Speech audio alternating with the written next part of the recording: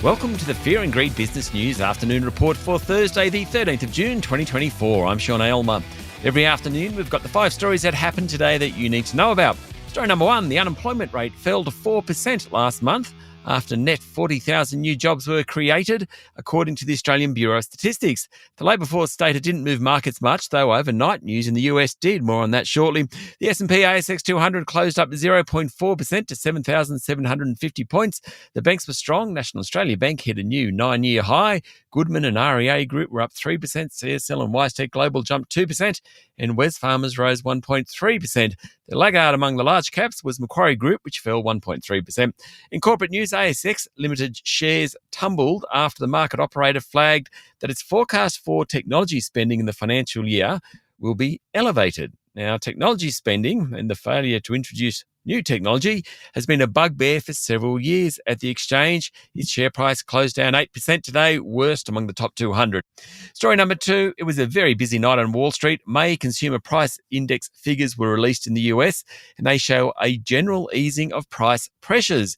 Equity markets rallied. Then the Fed released its updated economic projections that made it clear there is 1 rate cut on the horizon this year, not 3 as previously forecast.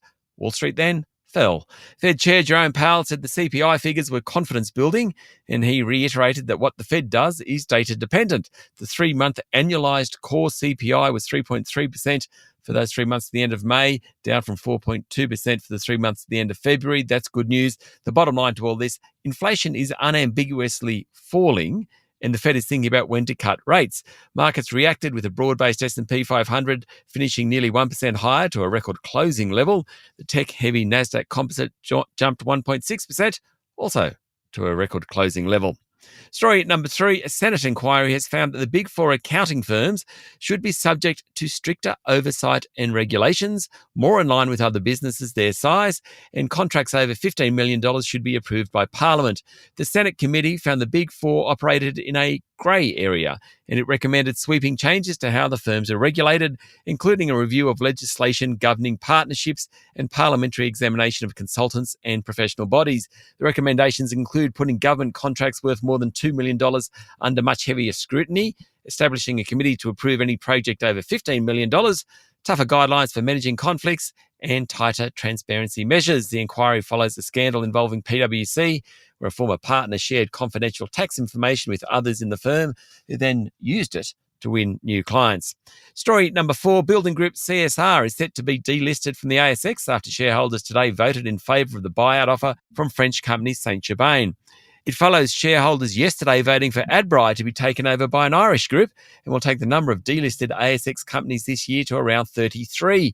CSR is the owner of Gyprock Plasterboard and Monia Roof Tiles. It's been part of the Australian business landscape since 1855, currently has 2,600 employees. The board recommended the $9 a share offer, and yesterday shareholders voted overwhelmingly in favour of it.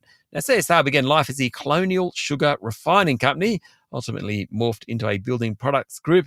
There are now 3 building companies on the ASX, CSR, Adbri and Boral, that have or will leave the bourse.